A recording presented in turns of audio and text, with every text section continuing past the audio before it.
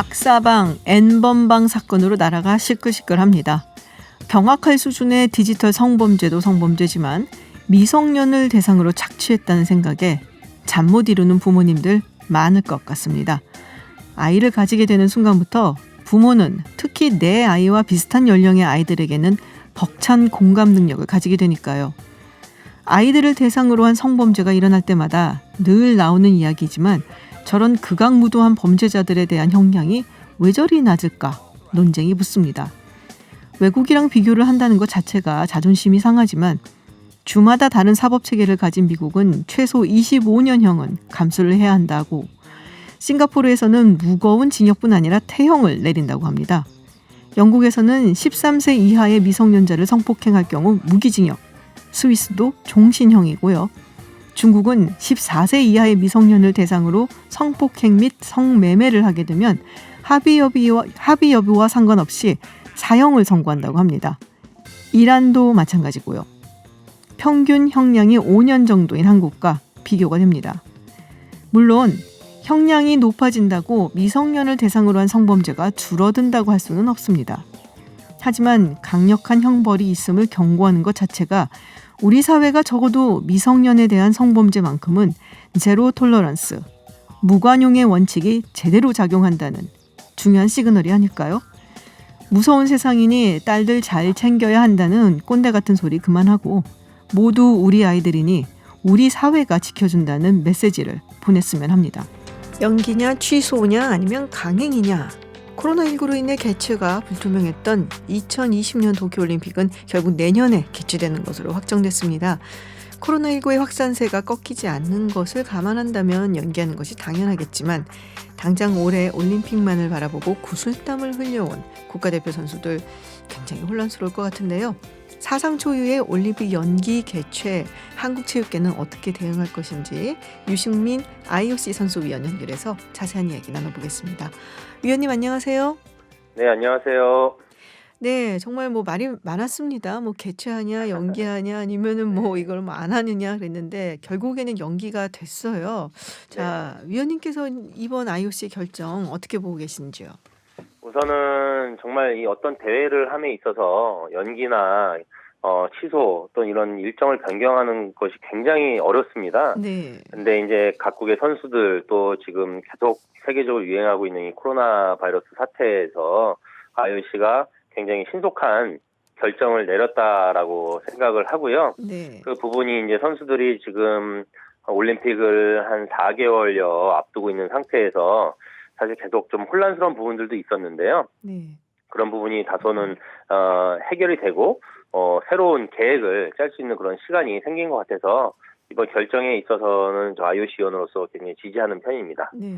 근데 신속하게 결정하셨다고 하셨는데 사실 네. 국내 스포츠리그 이런 거는 이미 그냥 캔슬하든지 이런 결정되게 많았거든요. 오히려 네. 너무 늦는 거 아니야? 이런 얘기도 있었어요.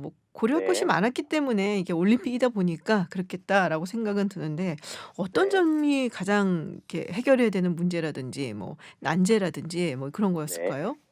우선 선수들이 네. 이 연기를 요청하고 하는 부분들도 많이 있었겠지만 또 한편으로는 또 7월에 모든 그 계획을 맞춰놓고 본인의 몸 상태라든가 여러 가지의 그 루틴을 다 7월에 맞춰놓은 선수들도 많이 있거든요. 네네. 대부분이 다 그런데 사실 코로나 바이러스가 아니었으면 7월에 개최를 하는 것이 선수들한테는 굉장히 베스트 컨디션이었을 것 같아요. 네. 그러나 이게 불가피하게 이게 체육계를 넘어서 전 세계에 어떻게 보면 악재가 되었기 때문에 사실 이게 연기가 되었는데요. IOC나 이 올림픽을 준비하는 입장에서 저희가 이거를 연기하고 취소하는 게 굉장히 간단한 문제는 아니라고 생각을 합니다.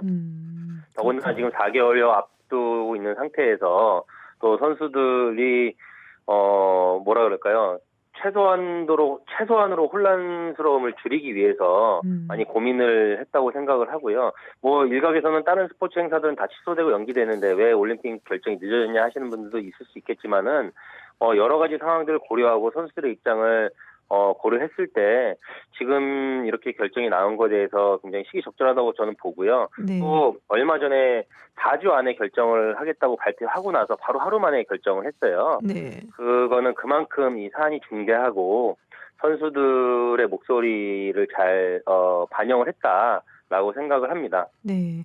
하긴 뭐 다른 스포츠 같은 경우는 시리즈가 매년 있지만 이게 인제 4 년마다 한 번씩 오는 기회이기 때문에 네. 그만큼 또 선수들의 입장도 좀 다를 거라는 생각은 듭니다. 근데 우리 유 의원님께서도 선수 생활 하셨잖아요. 네. 그래서 아까 "몸 상태를 맞춘다." 뭐 이런 말씀도 하셨는데 이런 네. 경우 뭐 올림픽 같은 경기가 뭐 미뤄진다든지 뭐 아니면은 캔슬된다든지 이럴 때 어떤 문제들이 발생하게 되나요? 선수 입장에서는?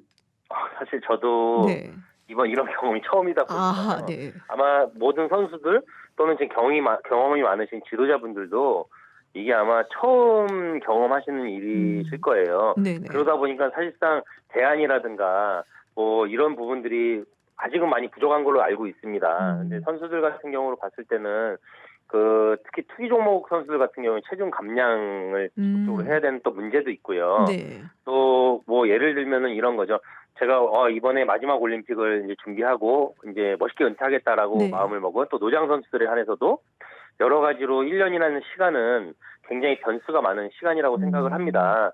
그래서 그만큼 선수들의 어떤 노력도 배가 돼야 될 것 같고 여러 가지로 혼란스러운 부분이 있는 건 사실인 것 같습니다. 그러나 저희가 빨리 이거를 잘 봉합을 해서 뭐 기관은 기관대로 어떤 명확한 가이드라인을 제시를 해야 될 것 같고요. 네. 그리고 선수들은 선수들대로 다시 한번 이거를 빨리 재충전을 해서 전화위복의 계기로 삼는 그런 기회가 됐으면 좋겠습니다. 네. 그러니까 선수가 아닌 입장에서는 잘 이해를 못 하는데 이렇게 몸 상태를 맞춘다. 이게 인제 그 7 월까지를 두고 굉장히 과학적으로 스케줄을 짜서 최상의 컨디션을 만들기 위해서 맞춘다는 말씀이시잖아요. 네, 네. 맞습니다. 체중 감량도 물론 있겠지만은 뭐 여러 가지 또 뭐 다른 부분도 있을 것이고 그리고 말씀하신 것처럼 뭐 1년 동안 어떤 일이 있을지 모르기 때문에 '요번이 마지막이다.'라고 생각했던 좀 노장 선수들 그런 분들은 조금 실망을 했을 수도 있겠다라는 생각이 듭니다. 네. 그 1년 동안 은퇴하게 되고 그러지는 않지 않을까요 그래도? 뭐 아무래도 그렇죠. 그런데 네. 이제 저희가 올림픽이라는 걸 준비를 하다 보면은 음. 보통 4년이라고들 말씀을 하시는데 네네. 훨씬 전부터 올림픽에 꿈을 갖고 선수들은 준비를 하고요. 네. 특히 뭐 1 년여 정도 남았을 때는 장기적인 관점, 또 중기적인 음. 관점, 또 그리고 단기 이런 계획을 세워서 준비를 합니다. 거기에는 몸 상태도 있지만 훈련 스케줄 또는 경기 참가 스케줄 또는 세계 랭킹이 많이 좌지우지되는 종목 같은 경우에는 세계 랭킹 관리 이런 대회 스케줄까지 다 저희가 계산을 해가지고 준비를 하는데요. 사실상은 몇 달 전부터 그 대회가 다 취소가 되고 연기가 되고 그 여행이 제한이 되면서 선수들이 굉장히 고통스러워하고 혼란스러워했던 건 사실입니다. 음. 그렇기 때문에 지금 이 결정이 지금 상황에서는 최선의 결정이라고 생각을 하는데요. 다만 이제 올림픽이 원래 7월에 열렸다고 한다면 아마 선수들이 더욱더 베스트 컨디션에서 지금까지 준비해왔던 대로 준비를 했을 거라고 생각을 하는데 1년이 연기가 됐기 때문에 지금 선수들은 선수들대로 더욱더 노력을 해야 음. 되지 네네. 않을까라는 생각이 듭니다. 이걸 어떻게 보면 다시 이제 세팅을 해야 되는 네네. 거거든요. 선수들의 계획을 세팅을 하고 다시 이제 선수들이 그 대회 일정이라든가 훈련 일정 그리고 본인들의 몸 상태를 다시 한번 관리를 해야 되는 어떤 그런 음. 좀 어려운 상황이 될 것 같아요. 그렇지만 음. 이미 올림픽은 연기가 된 상태이기 때문에 그거를 최대한 빨리 선수들이 리커버리를 해서 좀 본인들의 꿈의 그 무대에서 좋은 활약을 펼치길 응원하겠습니다. 그렇군요. 그러니까 뭐 한마디로 리셋 버튼을 인제 빨리 누르고 기왕 이렇게 됐으니까 다시 네, 시작을 해야 맞습니다. 된다라는 말씀이신 것 네. 같아요. 자 지금 올림픽도 뭐 출전권이 전부 다 결정된 건 아니었더라고요. 저도 잘 몰랐는데 그래서 한 네. 57% 60% 가까이는 결정이 됐지만 아직 결정이 안 된 40 한 3% 정도가 있다. 이게 뭐 그러면 다시 대표 선수를 선발을 한다든지 아니면 국가 간에 뭐 무슨 경기를 다시 해 갖고 뭐 출전권을 다시 배분을 한다든지 이런 거는 아니겠죠? 아마 지금 57%의 티켓을 확보한 선수들 또는 종목에 대해서는 인정이 될 걸로 봐지고요. 네. 다만 이제 종목별로 약간 상황이 틀릴 수는 있습니다. 음. 개인이 따는 티켓을 확보하는 종목이 있고 또 네. 국가가 확보하는 종목이 있고 또 네네. 단체 종목이 있고 개인 종목이 있고 또는 아직 예선전을 끝내지 못한 종목이 있고 끝낸 종목이 있기 때문에 그거는 아마 국제연맹에서 지금 곧 발표를 하지 않을까 싶습니다. 그래서 네. 저희 뭐 탁구 같은 경우에도 사실은 지금 혼합복식 같은 경우가 지금 예선전을 못 치른 상태인데요. 네네. 그런 부분들도 다시 한번 이제 국제연맹에서 가이드라인이 오지 않을까 싶고요. 다만 그 선수들이 최대한 공정한 기회를 가져야 되잖아요. 네. 그런 부분을 충분히 심사숙고해서 그런 가이드라인이 내려올 걸로 기대하고 있습니다. 국내 대표 선수 선발은 어떻게 되는 건가요? 이번에 선발된 선수들이 그대로 가는 건가요? 아니면 또 다시 계획을 하고 계신 건가요? 저도 사실 어젯밤에 이 소식을 들었기 네. 때문에요. 이 부분은 저희가 좀 논의를 해야 될 것 아. 같습니다. 네, 앞으로 저도 이런 경우가 너무 처음이라서 다만 이제 모든 선수들이 공정함을 잃지 않고 기회를 얻을 수 있는 방안을 합리적인 방안을 잘 만들어야 될 것 같고요. 아마 이 고민은 저희 탁구뿐만이 아니고 다른 종목들도 다 하고 있지 않을까라는 생각이 네네. 들어서 아마 향후 몇 주간은 국제연맹 그리고 그 각국에 있는 그 협회 경기 단체 연맹이 굉장히 바빠질 걸로 예상이 됩니다. 그렇군요. IOC 화상회의 하셨잖아요. 이 IOC 화상회의를 이제 많이들 하는 걸로 아는데 18일에 하셨다고 들었는데 뭐 어떤 얘기가 주로 오갔었나요? 보통 그때는 선수 대표자들, 그러니까 네. IOC 선수위원들뿐만이 아니고요. 네네. 전 세계에 있는 선수 대표자들이 다 참가해서 200여 명이 넘게 참가를 했었고요. 대부분 어떤 연기나 취소를 염두에 둔 것보다는 만약에 이게 강행이 됐을 때, 7월로 네. 열렸을 때 선수의 건강 상태 또는 여행 제한에 대한 그런 건 어떤 방안을 갖고 있으며 또는 지금 계속 취소되고 있고 지금 여행 제한에 지금 걸려 있어서 선수들이 제대로 훈련도 못하고 시합을 못 다니는데 그런 부분에 있어서 어떤 방안을 갖고 있냐라는 질문들이 많이 있었어요. 근데 네. 제가 그저께 이제 바로 또 IOC 선수위원들끼리 네네. 이제 또 전화 회의를 했는데 그때는 다소 이제 연기라는 부분 또 여러 부분들이 좀 많이 대두가 됐었습니다. 그래서 분위기가 좀 많이 그런 감지가 좀 됐었는데요. 생각보다 예상보다는 빨리 이렇게 저희 예상보다 빨리 네. 결정이 된 것 같고요. 그리고 제가 어제 진천 선수촌에서 그 선수들과 지도자들과 간담회를 좀 했어요. 네네. 흘러가는 사태에 대해서 어떻게 생각하냐 했더니 선수들이나 지도자들 모두 7월에 하길 바라지만 이게 불가피하게 연기가 된다고 한다면 최대한 빨리 결정이 됐으면 좋겠다라는 의견을 줬어요. 네. 근데 마침 어제 밤에 결정이 나서 지금 음. 오늘 제가 선수들하고 지도자들한테 다 정보 공유를 했고요. 네. 지금 뭐 그렇게 지금 진행이 여태까지 되어 왔습니다. 그렇군요. 이게 사실 선수들 입장에서는 어떻게 되든 간에 빨리 결정이 나야지 그다음 프로세스로 네, 넘어갈 맞습니다. 테니까 그게 오히려 네. 마음이 훨씬 편하겠죠. 네, 예. 맞습니다. 참 지금 근데 이 연령 제한이 있는 종목이 있잖아요. 네. 남자 축구 같은 경우. 네. 네. 이런 경우 어떻게 되나요? 그러면은 연령이 네. 넘어가게 되면은 출전 자격을 네. 잃게 되는 네. 건가요? 여전히 그 부분도 질문이 나왔고요. 네. 네. 그래서 이제 아마 IOC에서는 각 국제 연맹들과의 네. 어떤 그런 논의를 통해서 아마 그런 부분들은 좀 예외 적용이나 또 융통성을 갖고 접근하지 않을까라는 생각이 듭니다. IOC에서는 진짜 선수들의 공정한 기회를 훼손시키지 않기 위해서 굉장히 노력을 많이 하고 있거든요. 네. 그러다 보니까 이런 부분들도 사실 결정된 건 뭐 없지만 아마 조만간에 어떤 그런 안들이 나올 걸로 예상이 됩니다. 네. 뭐 정말 초유의 사태이기 때문에 IOC 측에서도 조금은 당황스럽고 어쨌든 이게 결정을 했으니까 '이제부터 풀어나가야 된다.' 뭐 그런 생각을 갖고 있는 것 같아요, 느낌이. 네. 네. 지금 뭐 선수들 태릉 선수촌 입소해서 지금 뭐 훈련을 매진하는 상황이기도 하고 또 지금 그럼 어떻게 되는 건가요? 퇴소를 해야 되는 건가요? 그리고 다시 소집을 하는 일단은 건가요? 사실 그 어제도 안 나왔죠. 네네. 스트레스가 이만저만이 아니었어요. 10주간. 그렇겠죠. 네, 아. 10주간 그 외출 외박을 자유롭게 하지 못했다고 합니다. 근데 이제 방금 나온 거는 최대 5주간 네. 선수를 퇴촌을 해서 이제 선수들이 그동안에 이제 조금 자가격리 비슷하게 이제 훈련을 하고 네. 이제 했는데 조금 다시 재충전을 할 수 있는 그런 시간을 좀 준 것 같아요. 그래서 선수들이 좀 재충전도 하고 개인별로 또 다시 한번 그 플랜을 짜고 다시 한번 그 마인드셋을 할 수 있는 그런 시간적인 좀 여유는 좀 생긴 것 같아요. 그래서 이런 시간이 주는 기회가 아무래도 선수들한테는 다소 좀 여유를 갖고 본인의 이제 미래 또 연기된 올림픽을 준비하는데 조금 도움을 줄 수 있는 시간이 아닌가 라는 생각을 했습니다. 네. 일단은 이제 귀가해서 자가격리하고 그러면서 뭐 좀 여유를 갖고 생각을 해 보는 시간 이런 걸 좀 가져야 되고, 네. 그리고 나중에 네. 인제 다시 뭐 입소를 해서 훈련을 해야 되는 그런 상황인 것 같은데요. 자, 네. 마지막으로 우리 방송을 통해서 우리 청취자들 그리고 올림픽을 준비하는 선수들에게 좀 한 말씀 좀 해 주시면은 좋겠는데요.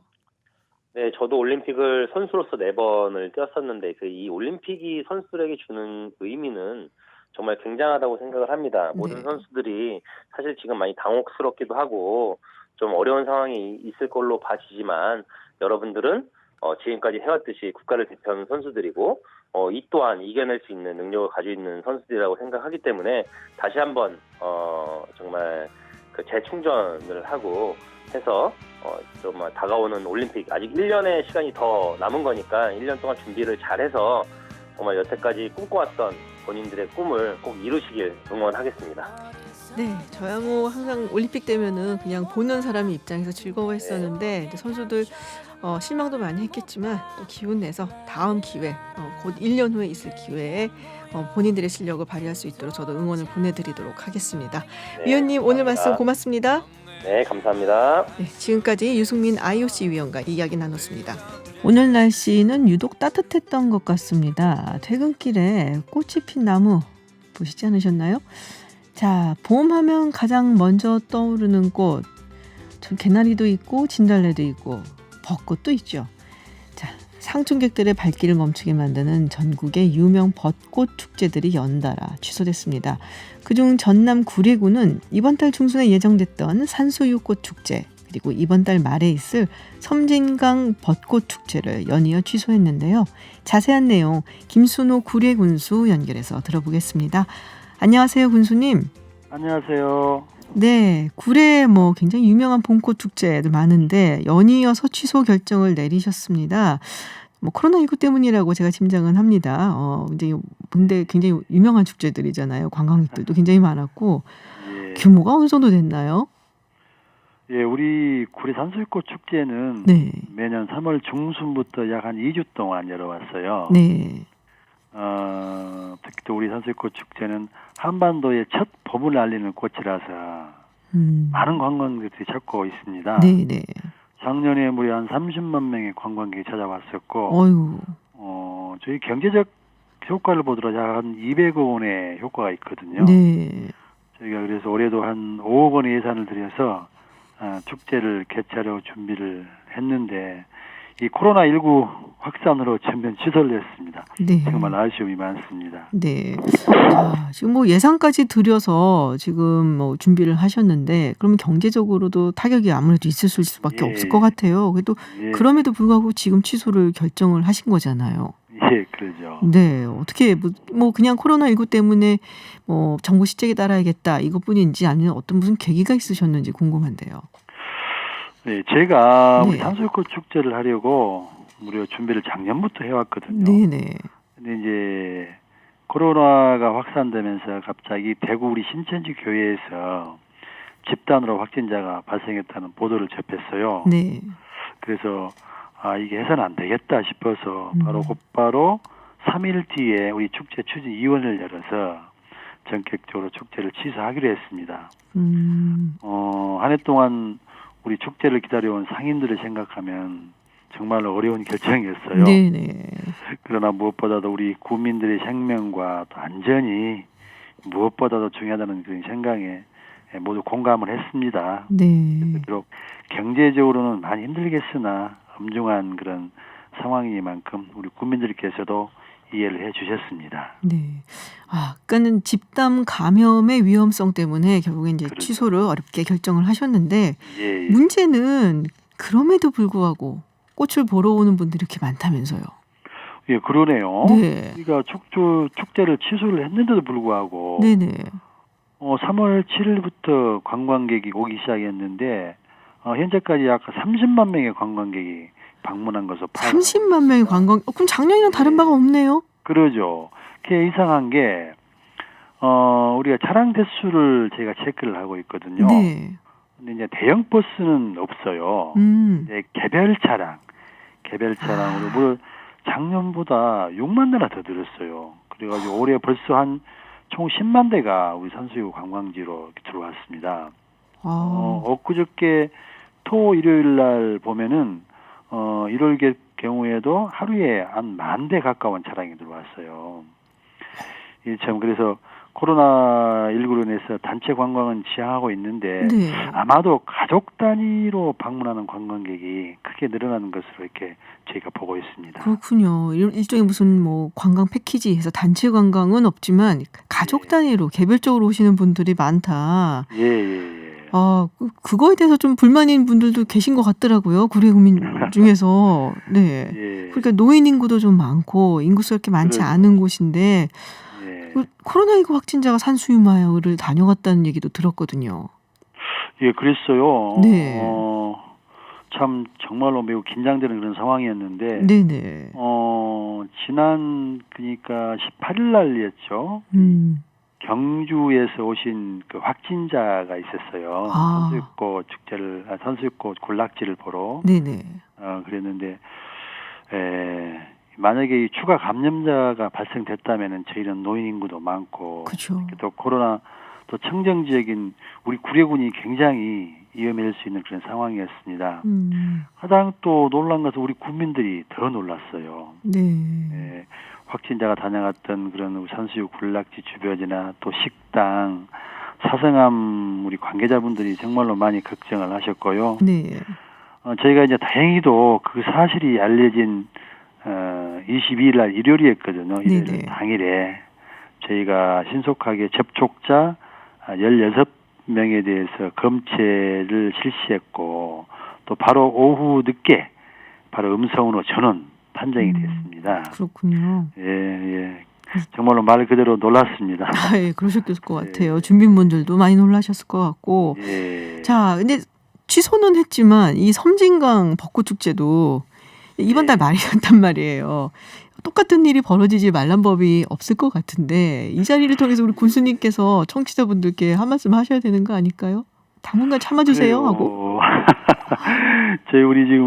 우리 섬진강 벚꽃길이 굉장히 유명합니다. 그렇죠. 그래서 이제 지난번에 우리 또 산수유꽃을 보러 왔던 그 확진자가 다녀간 것처럼 좀 염려가 돼서 저희가 강높은 그런 방역 대책을 준비하고 있어요. 네네. 아마 이번 주 주말이 절정을 이룰 것 같은데 그래서 저희가 주차장을 또 폐쇄를 하고 일부 진입도로를 차단해서 일반 통행으로 저희가 운행할 것입니다. 또 우리 상충객들이 오더라도 차에서 내리지 않고 꼭 구경을 할 수 있도록 하는 것이죠. 그리고 또 이제 우리 구례로 진입하는 도로변에 차량 발열 검사소를 한 3개소를 운영하려고 하고 있고요. 또 외곽에서 들어오는 그 주차장에도 열 화상 카메라를 설치해서 철저하게 방역을 대책을 세울 그럴 계획입니다. 특히 또 우리 구례 벚꽃길은 약 한 59km에 달하거든요. 방대한 지역인데. 그러네요. 근데 원천 쪽으로 봉쇄하기가 상당히 어려운 그런 상황입니다. 저희가 지금 최근에 어제 그제죠 우리 방문 자제를 요청하는 현수막을 제 거리에다 게시를 했어요. 내용을 제가 뭐라 했냐면은 벚꽃도 코로나19가 무섭습니다. 제발 오지 말아주세요라는 그런 현수막을 제가 걸었거든요. 곳곳에. 특히 또 우리 또 상충객들을 우려해서 저희가 2주 동안 전통 오일 시장을 임시로 휴장을 했습니다. 그렇군요. 예. 그럼 뭐 상충객들이 가면은 뭐 드라이브를 하면서 벚꽃을 구경은 할 수 있겠지만 뭐 내려서 뭘 즐기다든지 어차피 이건 잘 안 되니까 정 꽃이 보고 싶으시면은 차에서 이렇게 쓱 보고 가시면 되겠네요. 그러죠. 예. 지금 사실 이렇게 지역마다 축제들이 많잖아요. 유명한 축제들이 있는데 이게 또 지역 지자체 입장에서는 상당히 경제적으로 좀 도움이 돼서 사실 하면 좋은데 상황이 이렇게 돼서 취소를 해야 되는 거고 그렇다면은 이 자영업자들이나 지역의 주민들을 위해서 뭔가 좀 경제적인 대책 따로 마련하고 계신 게 있으신가요? 사실 우리 소상공인들이 어려움을 겪고 있습니다. 그렇죠. 그저께 그 경주 확진자가 다녀간 바람에 특히 관광객 뿐만 아니고 지역의 상권이 거의 돌아가지 않는 것 같아요. 네. 그래서 이제 우리 소상공인들에게는 저희가 공공요금을 한 3개월간 1인당 월 10만 원씩 최대한 30만 원을 지원할 계획입니다. 그리고 또 우리 구례사랑 상품권이 있는데 이것을 확대 발행을 해서 우리 경영난을 겪고 있는 소상공인들의 자금 지원을 확대할 그럴 계획이 있고요. 네. 특히 또 이를 위해서 우리 대출 이자 2%를 저희 행정에서 지원을 할 것이고 연 0.8%의 보증 수수료가 있거든요. 이것을 전액 감면할 것입니다. 아, 그렇군요. 우리 구례사랑 상품권의 할인율도 저희가 3% 했던 것을 10%까지 상향시켜서 우리 지역 내 소비를 촉진시키려고 계획을 하고 있습니다.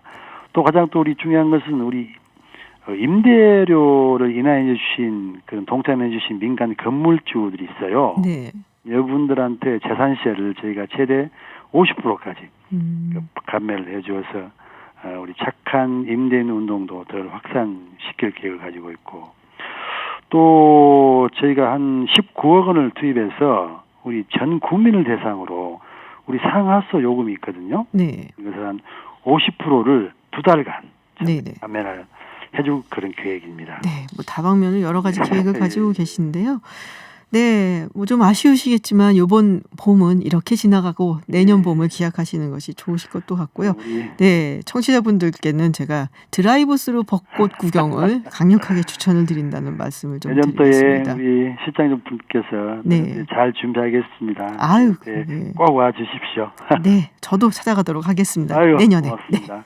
네, 감사합니다. 네, 오늘 말씀 감사합니다. 예. 네, 지금까지 김순호 구례군수와 이야기 나눴습니다. 해외 뉴스 알아보는 서울타임즈 시간입니다. 전주현 캐스터와 함께합니다. 어서 오세요. 네, 안녕하세요. 네, 이탈리아 전세기에 출발을 합니다.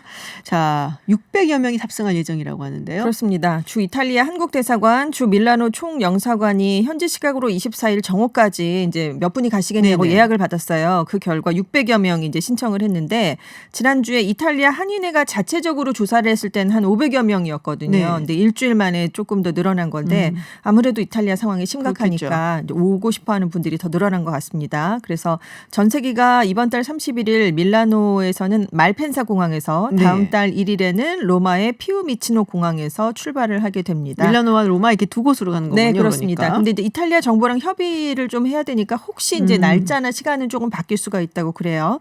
그리고 전세기는 정부가 주선을 하는데 이용 운임은 이용기기 부담을 해야 됩니다. 그래서 네. 1인당 성인 기준으로 한 200만 원 수준이라고 하고요. 원래 이란하고 우한도 받았었나요, 이 정도? 그게 지금 정확하게 지금 기억이 안 나는데요. 얘기를 못 들었었어 네네. 그때는. 네네. 네, 지금 일단 200만 원 수준으로 부과를 하고 한국 국적자에게 먼저 배정을 네. 한다고 합니다. 그래서 65세 이상 고령자, 임산부, 아동들에게 먼저 고려가 되고 이제 남는 좌석은 한국 국적자의 외국인 가족들이 있으니까요. 그분들 외국 국적의 재외 동포들에게 돌아간다고 합니다. 온 다음에도 사실 요새는 이제 외국에서 네네. 유입된 경우가 정말 많긴 그렇습니다. 하더라고요. 네. 네, 이분들에 대해서 방역 뭐 이라든지 아니면 네. 자가격리라든지 이런 조치가 좀 있을 것 같은데요. 그렇습니다. 이제 우리 정부의 검역 방침에 따르게 되는데요. 당초에 이제 일괄적으로 시설 격리를 하려고 했는데 지금 너무 이제 들어오시는 분들이 많기 때문에 어려워졌잖아요. 그래서 자가 격리 방식도 염두에 두고 검토 중인 것으로 알려졌습니다.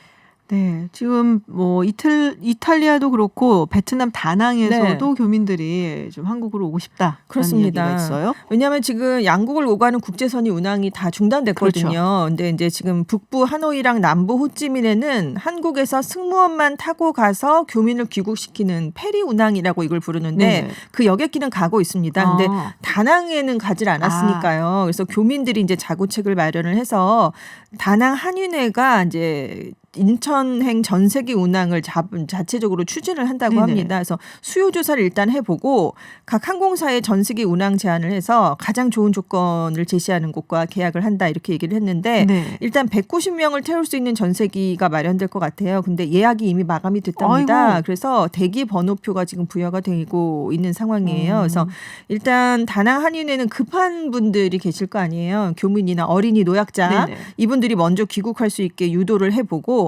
4월 말이나 5월 초에 전세기를 또 한 번 띄우는 방안을 검토하겠다 이렇게 밝혔습니다. 다낭이 정말 관광지로 네. 명소였거든요. 그렇습니다. 네.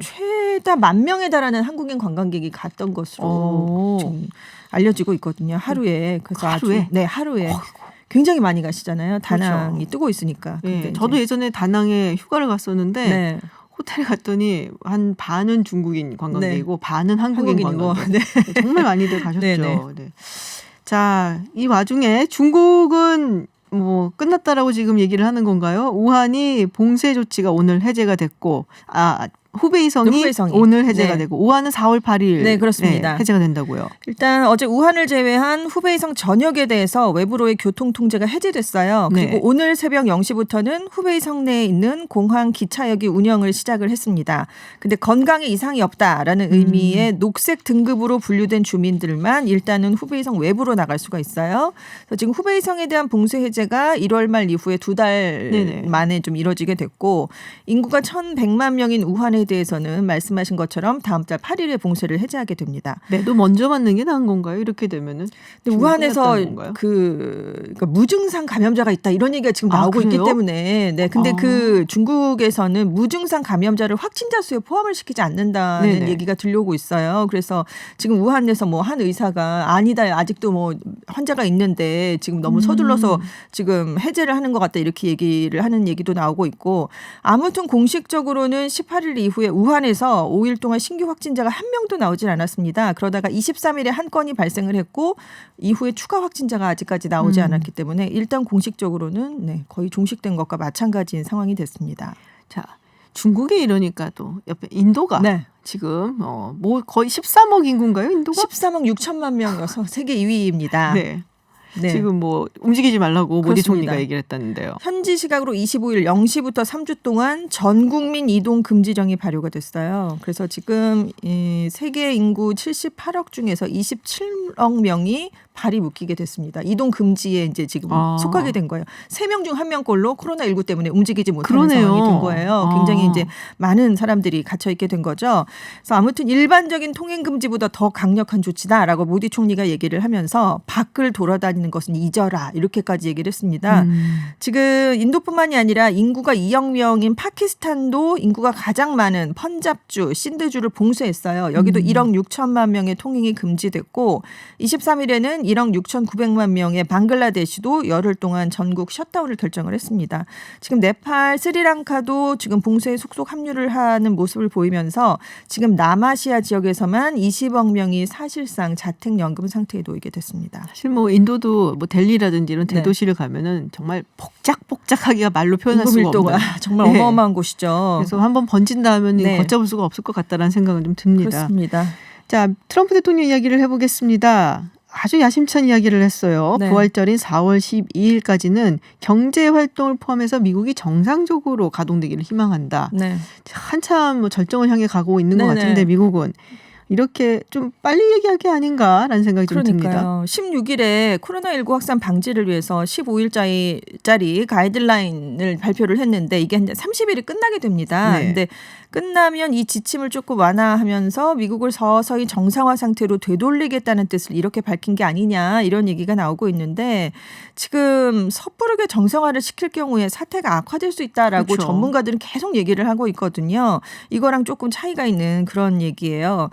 코로나19보다 대규모 경기 침체가 더 많은 사람을 죽일 수 있다. 뭐 이런 얘기도 했고, 구체적인 근거 없이 사회적 거리두기가 지속할 경우에 자살과 우울증으로 인한 사망을 초래할 수 있다. 수만 명의 사람이 계절성 독감이나 자동차 사고로 죽고 있다. 뭐 이렇게 얘기를 또 한 거예요. 이런 얘기는 예전부터 했었잖아요.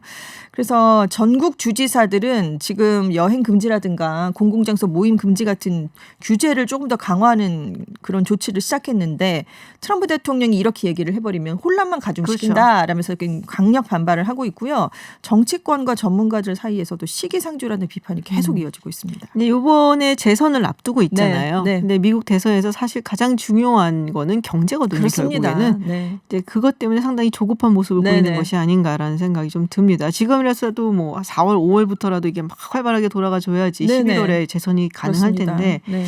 여기서 만약에 미국 경제가 힘들어지게 된다면은 뭐 재선에 조금 악영향이 빨간불이 올 수 있겠죠. 있을 네. 수밖에 없으니까 그래도 좀 뭘까요?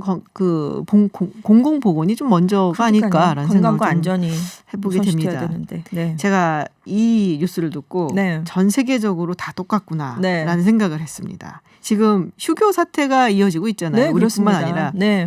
부모들이 아이를 돌보기 힘들다고 토로하는 네. 영상이 지금 전 세계적으로 네, 올라오고 유니버설하구나. 있어요. 네. 특히 이제 4명의 아이를 둔 네. 이스라엘 여성 레비라는 분의 동영상이 크게 화제를 모으고 있는데 4명이나 되는 아이들이 다 휴교를 해서 집에 있으니까 엄마가 가르쳐줘야 되는 상황이 온 거예요. 근데 이제 격앙된 목소리로 나는 이 애를 가르치다가 또 다른 아이를 지도해야 됩니다. 수학도 과학도 가르쳐줘야 한다고요. 내가 어떻게 그 모든 걸 알겠어요. 근데 이 뒤에 부분이 이제 하이라이트인데 이제 네. 우리 애들은 내가 얼마나 무식한지 알게 될 거라고요. 그러면서 굉장히 이제 격앙된 불만을 이제 나타내신 거예요. 근데 거기에 공감하는 학부모들이 정말 많은 그런 것들을 눌러주신 거예요. 그리고 이제 이분의 얘기는 아이들이 서로 컴퓨터 쓴다고 싸우고 뭐 학교 수업을 대체해서 온라인 강의를 한다고 했는데 선생님들은 이미 교단에 서 계시지만 네네. 아이들이 있겠지 하는데 자기 아이들은 일어나지 않는다는 거죠. 깨워도 그 시간 학교에 가는 게 아니니까요. 그리고 이제 음악 선생님은 악보를 보내드릴 테니까 지도하세요 하는데 나는 악보를 볼 줄도 모르는데 어떻게 하나요? 그래서 이게 선생님들의 네. 위대함을 다시 한번 깨닫게 되는 상황이네요. 그래서 선생님들이 항상 아이들 기분이 어떤가요? 아이들 괜찮게 지내나요? 물어보는데 네. 그게 아니라 나를 좀 물어봐 달라 그렇게 얘기를 하시면서 지금 일부 부모들이 말씀하신 것처럼 선생님들이 이렇게까지 힘들다는 거를 나는 그동안 몰랐다라면서 나는 점심 먹기 전에 이미 울어버렸다 그러면서 홈스쿨링의 어려움을 호소하는 글들을 많이 올리시고 있다고 합니다. 그렇군요. 네. 저는 과학을 잘 못 가르치게 네. 전 과목을 어떻게 가르치나요? 아까 그러니까요. 이분이 그러셨잖아요. 네. 아니, 나름 이제 전공이 있으니까 사회나 이런 네, 거는 네. 괜찮은데 네. 뭐 수학까지도 커버가 되는데 네, 네. 과학은 아니겠더라고요. 그러니까요. 그래서. 요즘 아이들 수준이 굉장히 많이 높아져가지고요. 네, 우리 때보다 네. 어려워요. 그러니까요. 그래서 힘든데 그 생각을 그래서 좀 했어요. 아무튼 전 세계적으로 부모들의 호소가 지금 이어지고 있습니다. 네, 자, 마지막 이야기인데요. 야, 이런 상황에도 이렇게 돈을 버는군요. 네. 스위스의 한 호텔이 초호화 네. 코로나19 자가격리 패키지 상품을 내놨다. 그렇습니다. 하루에 지금 얼마에 들어요 이게? 한 최고 액수는 한 600만 원 정도 600만 같은데 원? 하룻밤에. 이야. 지금 여행 산업이 거의 문을 닫고 있으니까 호텔들도 장사가 안 되고 있거든요. 네. 그래서 그럼 뭐라도 해야지라면서 이 패키지를 내놨다고 얘기를 하고 있어요. 하룻밤 숙박 비용이 이제 스위스에 있는 한 고급 호텔인데 최저가 98만 원. 네, 라고 합니다. 최저가. 네, 그래서 자신이 이제 직접 음식을 요리할 수 있는 고급 장소에 머물면서 코로나19가 유행하는 동안 병원에 가지 않고도 의사와 간호사의 도움을 받기 원하는 그런 고객층에 주목을 했다. 네. 그래서 고객들이 낯선 사람과는 만나지 않을 수 있게 자동 체크인 제도, 스위스 보건소가 제공하는 객실 내 의료 서비스를 결합한 상품을 내놓게 됐다고 그래요. 그래서 코로나19 검사도 받을 수 있고 하루에 2번 간호사가 방문하는 검사 네. 그리고 하루 24시간 간호사 동반 서비스는 돈을 더 내야 되고요. 그래서 이게 최고로 비싸다고 합니다. 그리고 음식 배달 주문 뭐 이런 것도 가능하고 객실 청소는 손님들이 퇴실한 후에 하고. 근데 이게 처음 하루 이틀은 문의가 한두 건밖에 안 됐는데 네네. 지금 시작한 지 열흘이 되면서 하루에 6번까지도 지금 늘어났대요. 그래서 이게 상품성이 있다라고 생각을 하고 있는데 하지만 코로나19에 감염된 사람이 이용하는 건 권장하지 않고 네. 그런 분들은 격리 장소에 가셔야 된다. 그러면 이렇게 얘기를 여기는 했습니다. 일단은 자가격리에 들어가게 되는 네네. 사람들 의심을 받는 그런 사람들이 이게 뭐 자본주의가 나온 괴물인가요? 자가격리라고 그러니까요. 얘기를 하는데 스위스 은행에 돈 좀 갖고 계시는 분들이 가지 네. 않을까. 아랍 왕자들이 많이 이용하던 호텔이라고 합니다. 아, 그렇군요. 네, 역시. 네. 네. 알겠습니다. 해외 뉴스 오늘 여기까지 듣도록 하겠습니다. 오늘 고맙습니다. 네, 감사합니다.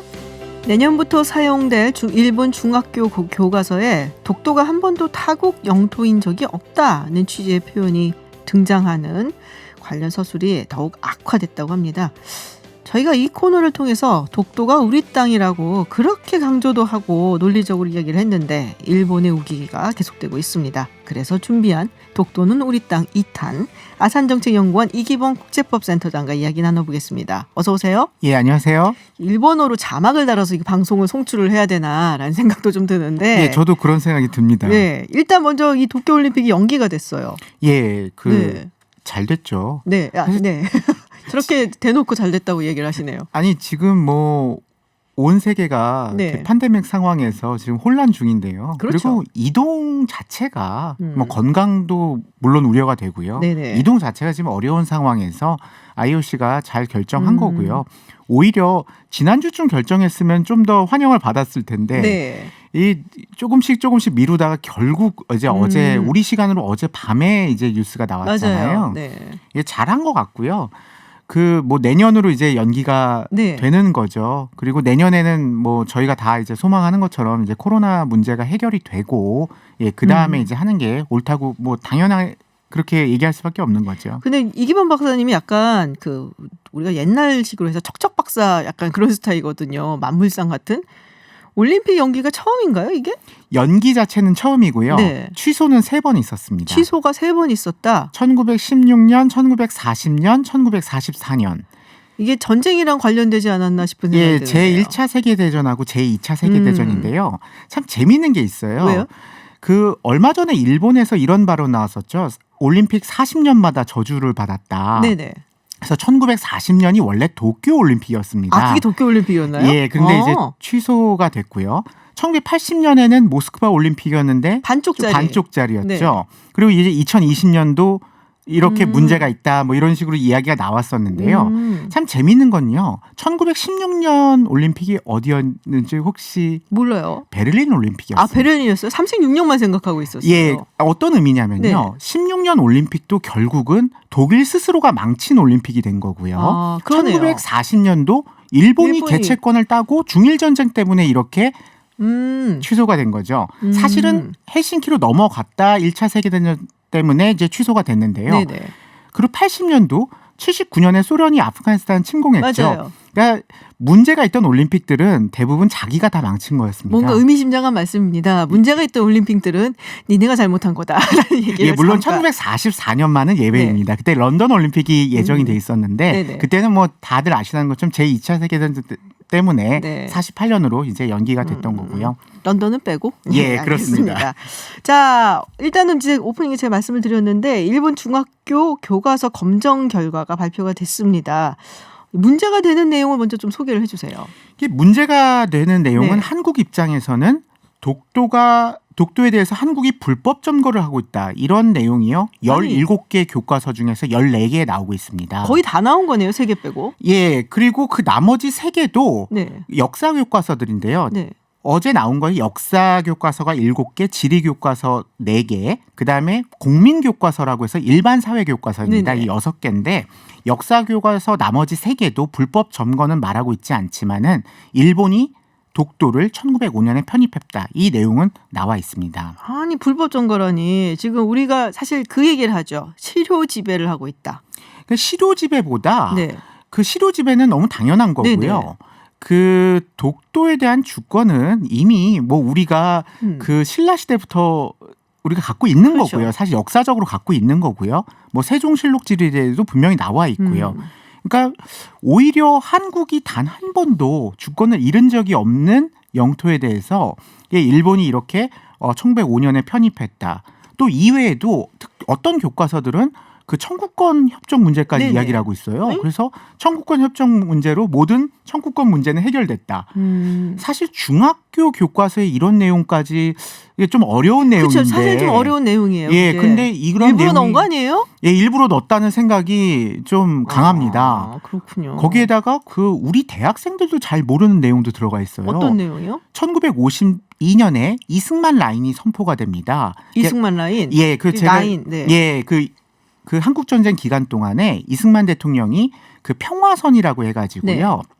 그 우리 주변 수역에다가 하나의 큰 선을 긋습니다. 네. 그리고 그 안에 있는 자원들, 어족 자원이나 대륙붕에 있는 뭐 광물 자원은 다 한국이 여기에 네. 대해서 주권적 권리를 행사한다. 이런 내용이 있는데 이승만 라인 안에 독도가 위치를 해요. 네. 근데 일본 중학생들한테는 이런 내용까지 가르치는 겁니다. 우리나라 중학생들은 그거 모를 텐데요. 대학생도 모를 것 사실 같은데, 이승만 사실은. 라인이나 네. 평화선이라는 내용은 이게 듣기가 쉽지 않은 그렇죠. 내용이거든요. 네. 이게 보통 전문가들이 많이 알고 있는 내용인데 이런 내용까지 해서 한국이 독도에 대해서 어떻게 하고 있다를 있다는 것을 중학생들한테까지 지금 알려주는 이런 내용들이 많이 들어가 있습니다. 그건 이제 불법적으로 그걸 하고 있다. 예, 꽤 논리적으로 아니면은 꽤 길게 지금 설명을 해보려고 하는 거죠. 아, 그렇군요. 한 번도 타국의 영토인 적이 없다. 독도가. 예. 독도라고 안 했겠죠. 거기서는 일본 교과서니까. 예, 뭐 일본 네. 독도에 대한 일본식 발음을 통해 가지고 말을 안 하시려고 예, 안 하려고 싶지 하고 않아서 있습니다. 네, 안 하려고 예. 하시는데 한 번도 타국의 영토가 된 적이 없다. 네. 전 여기에 대해서 딱 이렇게 말해주고 싶습니다. 뭐라고요? 독도는 단 한 번도 한국의 영토인 적이 아닌 적이 없다. 아, 한국의 영토가 아닌 적이 없다. 예, 그런 얘기를 하고 싶은 거죠. 어떻게 이런 얘기를 하죠, 근데? 그러니까 이게 정확히 말하면은 네. 일본이 지금 제가 지난번에 한번 독도를 다룰 때 네. 일본의 독도에 대한 주장이 좀 바뀌었다고 말씀드렸습니다. 맞아요. 원래는 주인이 없는 땅을 우리가 선점했다라고 이야기를 하다가 최근에 고유 영토론으로 바뀌었습니다. 네. 그러니까 고유 영토론이라는 건 원래부터 일본 땅이었다 이런 주장인데요. 이것을 갖다 좀 더 아주 강력하게 쓴 거죠. 한 번도 타국 영토인 적이 없었다. 그러니까 고유 영토론을 한 번도 일본의 주권을 뺏긴 적이 없었다를 좀 더 아주 강하게 좀 이렇게 더 강하게 쾅 집어서 그렇게 이야기를 이제 했다. 서술했다고 이제 보여집니다. 왜 그렇게 서술을 한 건가요? 근데 설명을 하셨지만 한 번 더. 예, 일본은 무주지 선점론을 이제 처음에 주장을 했습니다. 무주지 선점론이 뭐예요? 그러니까 주인 없는 땅은 주인 없는 땅. 을 먼저 가서 깃발을 꽂고 일본 땅으로 만들었다는 겁니다. 네네. 쉽게 말해서 러일 전쟁 기간 동안 전쟁을 하다 보니까 주인 없는 땅이 발견이 됐는데 이것이 우리가 일본 땅을 하면 되겠다 이렇게 생각을 해서 1905년 2월에 시마네 현에 편입을 시키는 그런 네. 조치를 취합니다. 주인 없는 땅이어서 편입을 했다 이런 논리거든요. 네네. 근데 이 논리가 그 전에 5년 전에 1900년에 고종 황제가 네. 칙령 제41호를 선포를 합니다. 그리고 울릉도를 갖다 군으로 승격을 시켜요. 네. 그리고 울릉 군수가 독도도 관할을 해라. 이런 내용의 칙령이 있기 때문에 그러니까 주인 없는 땅이 아니란 거잖아요. 아니죠. 그래서 이 1900년 고종 황제의 칙령 제41호하고 1905년의 시마네현 편입은 당연히 우리가 우위에 있습니다. 그렇죠. 이러니까 일본 입장에서는 논리를 좀 바꿔야 되거든요. 그래서 역사에 맡겨보자. 역사적으로 원래부터 이건 일본 땅이었다. 이런 주장으로 약간 주장을 바꾸게 됩니다. 네네. 그런데 한국의 주장이에요. 사실 고유 영토로는 네. 원래부터 한국 땅이었다는 거죠. 그러니까요. 네. 예. 그래서 일본이 지금 이런 고유 영토론을 강화하기 위해서 한 번도 타국 영토인 적이 없다라는 것을 중학생들한테까지 딱 이렇게 알려주려고 하는 그런 그렇군요. 상황입니다. 그러니까 원래는 이게 그냥 주인 없는 땅이라서 우리가 깃발 꽂고 가져갔다라고 얘기를 했는데 보니까 1900년도에 그러니까 5년 전에 이미 한국의 땅이라고 선포한 칙령이 있네. 거기에다 세종실록 지리지도 있고 그러니까요. 이런 자료들을 보았을 때 일본의 그 무주지 선점론 주인 없는 땅이어서 네. 우리가 선언을 했다라는 것이 좀 약합니다. 그렇죠. 그러다 보니까 고유 영토론을 주장하면서 그러면 서로 역사책을 한번 열어보자 이런 식으로 이제 논리를 갖다 바꾼 겁니다. 역사책 열어보면 우리가 이기는 거 아니에요? 예, 그렇죠. 근데 일본 입장에서는 네. 한국은 이렇게 한국말로 돼 있죠. 그 자료들이요. 물론 네네. 이제 한자어겠지만요. 네네. 일본도 일본의 한자어로 여러 자료가 있잖아요. 네. 그러면서 분쟁을 갖다 굉장히 진흙탕으로 만들려는 그런 이제 전략인 거죠. 이게 공통된 언어로 같이 작성한 게 아니니까 그렇죠. 서로 예. 이제 자기 주장을 하고 이렇게 예. 될 수가 있다. 자, 그렇군요. 근데 이 일본 극우 단체가 쓴 교과서가 정부 검정에서 탈락을 했다라는 이야기가 있는데 이건 무슨 얘기예요? 예, 이 교과서 중에 네. 일본에 이런 단체가 있어요. 새로운 역사 교과서를 만드는 모임. 네네. 약칭 새영모라고 하는 그거 유명하잖아요. 예, 유명한 모임이죠.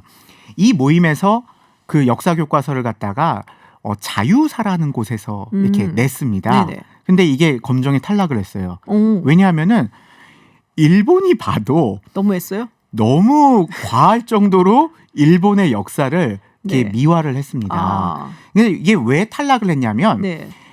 총 341페이지래요. 음. 이제 써온 책이요. 네. 근데 한 페이지에 1.2개 이상 틀리면 안 되는데요. 네네.